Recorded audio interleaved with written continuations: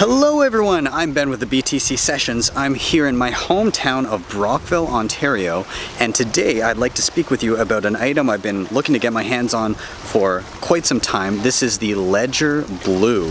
It's a Bitcoin and cryptocurrency hardware wallet.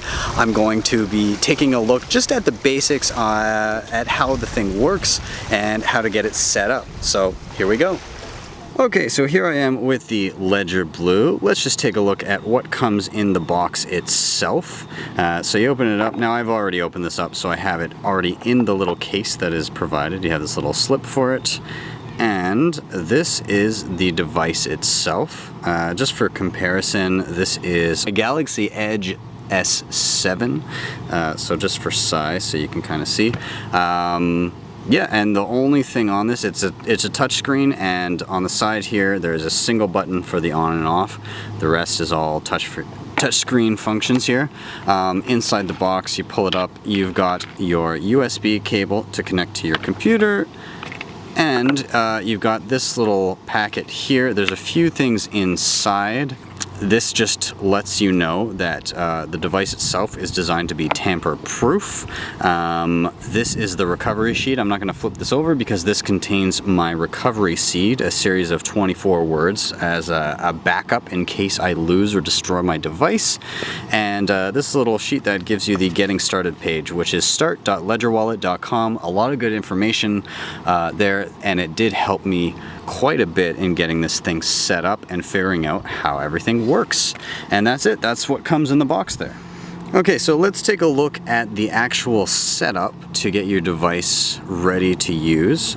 So what I'm going to do is I'm going to hit the button on the side. I'm going to hold it down for a moment, and that will switch it on.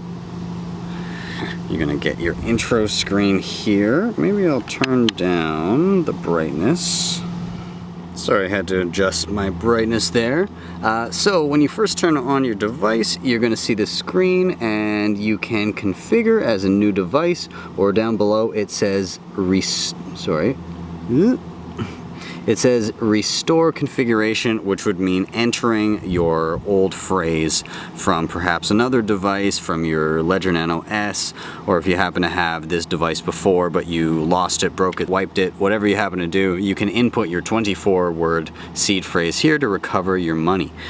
So just so you can see what it looks like, when I say configure as a new device, it's going to ask me for a PIN number. I'm going to input that twice, and then it's going to give me a list of 24 words that I write down, and it will check 2 of those words to see that I have written them down correctly. But this is not what I actually want to do. I would much prefer to load up, so I'm going to abort that. I'm going to go back. I'm going to actually enter my 24-word phrase, which I have done previously. So I'm going to hit the second option here. And first it asked me again to put in a PIN, so I'm going to do that, and then I'm going to enter my 24 words. I'll show you what that looks like off screen here, and I am just entering my PIN quickly. Okay, and then it's going to select, I have to select the number of recovery words to restore my device. Now, I made this account with this specific device before, which defaults to 24 words, but depending on the wallet you used before, it may be 18 or 12 words. I'm going to hit 24, and here it's just going to ask me to input my words one by one, which I will do, and I will be back after I have done that. Okay, so I've now re-entered my 24-word seed phrase, and I've got to say this was the easiest device to do this on I've experienced to date, just because of the nature of having a touchscreen and a full keyboard. Most other devices you're dealing with either 1 or 2 buttons, and it can be quite a pain to recover a wallet. This one was a snap, and not only that, it started to auto-complete the words for me, which most other devices do, but this one happens to do it particularly well, especially when you have a keyboard available to you. So to get started, I just hit the start button, and immediately you're going to see that you have a series of apps here that are for various currencies and other things. So you have Bitcoin, Ethereum, Fido, U2F, LITECOIN, Ripple, and your settings button. So all of those are currencies except for Fido U2F. That is something called two-factor authentication, and it just allows you to have a secondary layer of security on accounts like your Facebook, Google, Dropbox, anything like that. So I'm not going to be covering that in this video, but it is a feature that this enables. Now, really quick, before I get into anything else, I just want to touch on the settings here. There's one thing that people are going to find right away, and it's that this device times out rather quickly by default. And what I mean is the screen turns off and then asks you for your PIN number within 30 seconds. So when you go to settings, that's all it is about. You have your brightness, but then you have your auto lock and your power off. So by default, I set mine to the maximum, which is 5 minutes, and it just stops it from timing out and having to re-enter my PIN number, because when I am plugged into my computer, that logs me out of the actual app itself, and that can be annoying. So once you bump that up, then you're safe. The other thing, I turn the power off delay to the maximum as well, to 10 minutes, because I just don't want this device shutting off. I don't want to have to repower it on when I'm in the midst of using it. And lastly, down at the bottom, you have the option to check out your firmware and see what version of the operating system you are currently running, and then you can update it if you like when you are plugged into a computer accessing the internet. But yeah, you can hit the top right button. By the way, when you're in settings, to get back to your main screen, the top right button, there's a little square. You can tap it. You go right back to your main screen with all of your currencies and your two-factor authentication. Okay, now beyond setting the device up itself, you're going to have to do something on your actual computer, and that is get the supporting apps for whatever you wish to use this device for. Okay, so you have some options here. You can either get Chrome extensions installed on your Chrome browser. So right now I'm in the Chrome Web Store. If you're unsure what this looks like, when you're on your Chrome browser, there's a little tab that says apps, and you can go here, you can hit the Web Store, and if you type in Ledger in the search,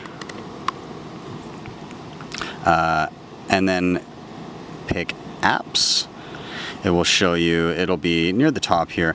These are the 3 apps that you can have installed in your Chrome browser: the Ledger Manager, the Ledger Wallet Ethereum, and the Ledger Wallet Bitcoin. You can also head over to the Ledger website, ledgerwallet.com/apps, and this allows you to download them as individual apps on your computer as well. Okay, so you can get, same thing, Bitcoin and altcoins. This one is entitled, and you'll see why in a moment, Ledger Wallet Ethereum. Now this one you can only get as an app on your computer, not within your Chrome browser. It's the Ledger Wallet Ripple. And then over here you have Ledger Manager and Ledger Authenticator. I'm not going to be covering that in this video, but in a future video I will. So all you're going to need to do is download for sure the Ledger Wallet Bitcoin and altcoins, and then likely the Ledger Manager. And if you're going to be using Ethereum or Ripple, you'll probably want these as well. So that's all you're going to need. You can download those and use them as individual apps on your computer. Okay, so before I get into actually showing how to do a transaction here, let's take a look at just a couple of these apps and how they work.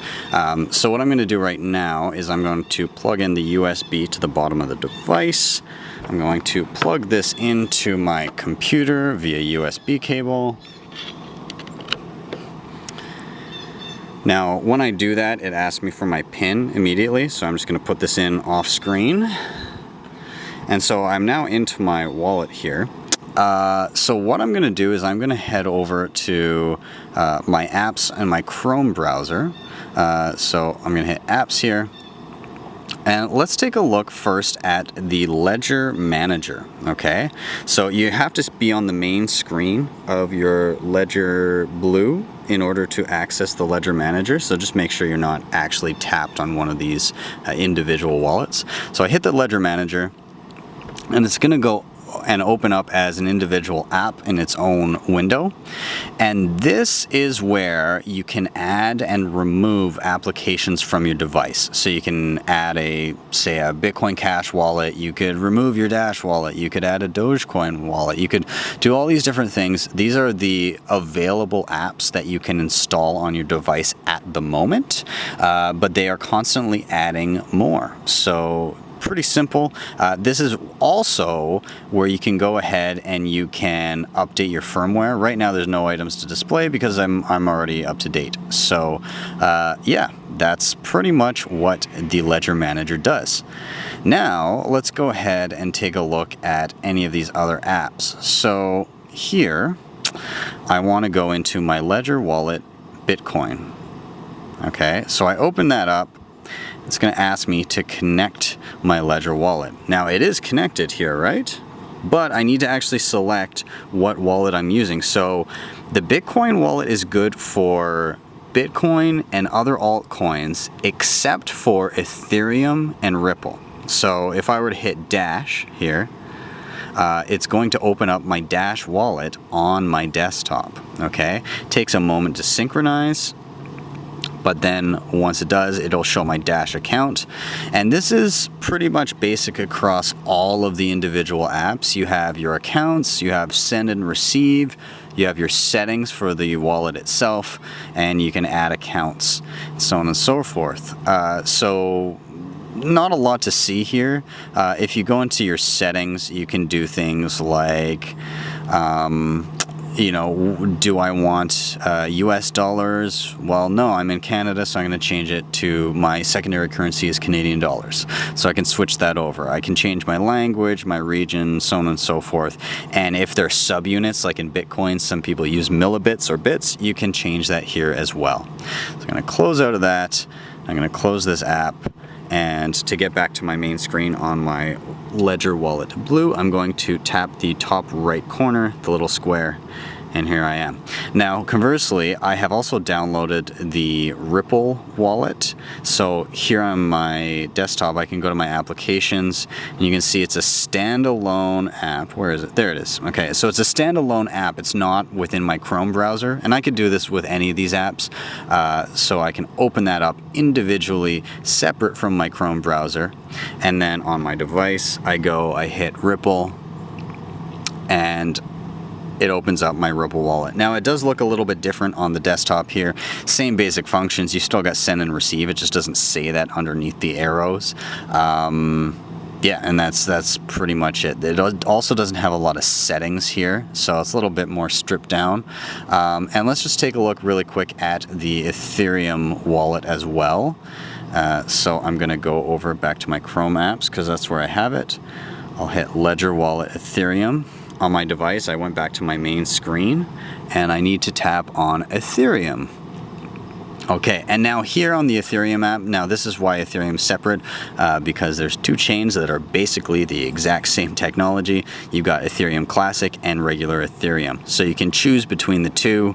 You can hit Remember My Choice if you're primarily going to be using just one, or you can click in one. It will open your wallet just the same as it would with any other currency. And then up top here where it says ETH for regular Ethereum, you can hit Switch, and it'll take you back to the main screen. You can hit Ethereum Classic if that is the currency you choose to use. And that's pretty much it for the Ethereum wallet. Okay, lastly, what we are going to do is a demo transaction of how to receive and send funds from any of your wallets. So what I'm going to do here is I'm going to go into my Chrome apps, and I'm going to hit Ledger Wallet Bitcoin because I'm going to do a Bitcoin transaction here. It opens up as its own individual wallet, and remember, it's going to ask me to connect my wallet. It is connected, but I need to hit the app that I want to use, which is my Bitcoin wallet. Okay, now you can see here I've already done a couple transactions just to test this out for myself, but it's pretty basic. All you've got here is if you want to receive, which I'm going to receive for this transaction, is you hit the receive button up in the top left, and it's going to give you how how much if you'd like to request a specific amount, you can put that in here. I'm just going to send directly from my phone. It gives you a Bitcoin address. Now, if you wanted to message that or email that to somebody, you could select it all and you could copy it and then paste it into an email if you choose, or you can just get somebody to scan this QR code or send that as a picture, take a screenshot. So what I'm going to do is I'm actually going to scan it with my phone. I've got my ETHEREUM wallet open here, so I'm just going to scan that QR code, 200 Canadian dollars, and I'm going to hit send. I'll do my PIN number off screen.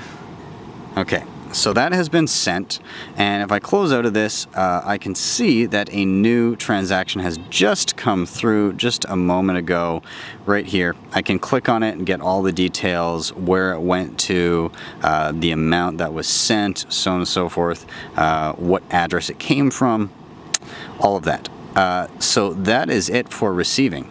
That's as simple as it gets. You can scan the QR code, or you can send somebody this address to send to.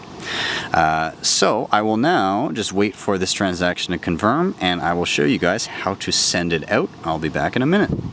Okay, the transaction has now gone through, and so now I'm going to practice sending it out of this wallet. Nice and simple. I'm going to go to the send button up in the top left, hit that. It's going to ask me how much I want to send. For now, rather than manually putting that in, I'm going to send the maximum amount back out. Okay, now it's going to ask for the recipient Bitcoin address. Now there's two ways to put this in. You can copy it from a source, maybe a private message or an email, whatever you like, and paste it in. Or you can hit this little camera in the bottom left corner, and that will open up your webcam, at which point you can hold up a wallet to your screen, and it will scan the QR code and send to that address. Now for myself, I've already copied an address that I've sent to myself via Messenger, so I'm just going to paste that in right here. I choose the account that it wants to come out of. This is the account I want it to come out from. Otherwise, I would hit a little drop-down menu here, and it would show me my other accounts that I could choose from. And then last here, you see transaction fees. You can choose what kind of transaction fee you'd like. Okay, so here I am going to choose, well, I don't really care how long it takes, so I'm going to hit low. Now, lately, these transactions have been going through just fine, so I'm not worried about doing a low transaction fee. You can even hit custom, and you can put in the number of satoshis per byte, but if that sounds like Greek to you, then you better just pick one of these options here. So I'm going to hit low, and I'm going to hit send. It verifies. Now right here, this is the last step, it shows you on the screen all your transaction details, and you just get to pick on the device whether you reject or confirm this transaction. So I'm going to hit confirm, and off it goes on my computer. Sending succeeded. And now that I've sent from the account back to my phone, I can pick up my ETHEREUM wallet and check that the transaction has come in. Now there's just one other thing I'd like to take a look at here, and that is related to where it says up top here, current chain Bitcoin SegWit. So this was an option that I first was given when I initially set up the device, and you may be unfamiliar with what that is. So we're just going to hit the settings tab here, and here you see in the bottom right there's an option that says blockchains. Okay, so here you have the choice between using Bitcoin and Bitcoin Cash. All right, this was a split of Bitcoin that happened on August 1st. I still deal with only Bitcoin, but some people do hold Bitcoin Cash, which is an entirely separate currency. So you can choose to use that one as well. This is how you would do it. But for now, I'm going to hit Bitcoin. And then this is the other option you're going to be presented with when first setting up this wallet. It says choose your address type. Would you like legacy or SegWit?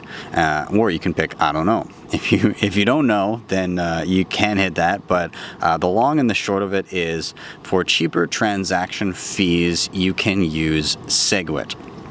Now, normally you would be able to use your Ledger device with the Mycelium wallet, but in this case, Mycelium at the time of making this video is not capable of handling SegWit transactions. So that may be a sticking point for some people, but for me, I do not mind using my computer for transactions because these are meant to be long-term holdings for myself anyways.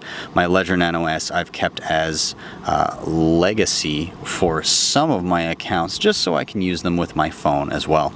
Anyways, that's what these options are. So I'll hit SegWit and you can go back in and you can see my transactions sitting here, and that is it. Those are the ins and outs of your Ledger Blue. I'm very happy with this device. It is much easier to use than well, pretty much every other hardware wallet I have, including the Ledger Nano S, just because of the touchscreen. That versatility of being able to use an actual keyboard versus trying to tap on one or two buttons depending on the device, it does help quite a bit. That being said, the form factor, it's a little bit larger, so maybe it's not something you want to carry around with you every day. For long-term storage, maybe you could store it at home and have it as an easy device to access, but I guess it's all personal preference. Either way, I highly recommend this thing.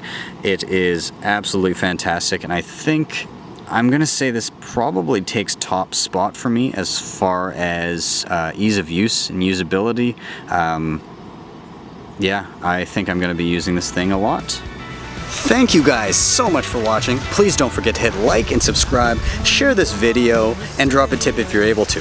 Also, if you'd like to help the channel in another way, you can hit my affiliate link down below and pick up a Ledger Blue or a Ledger Nano S, or if you so please, you can pick up a Trezor as well. I will see you guys next time on the BTC Sessions.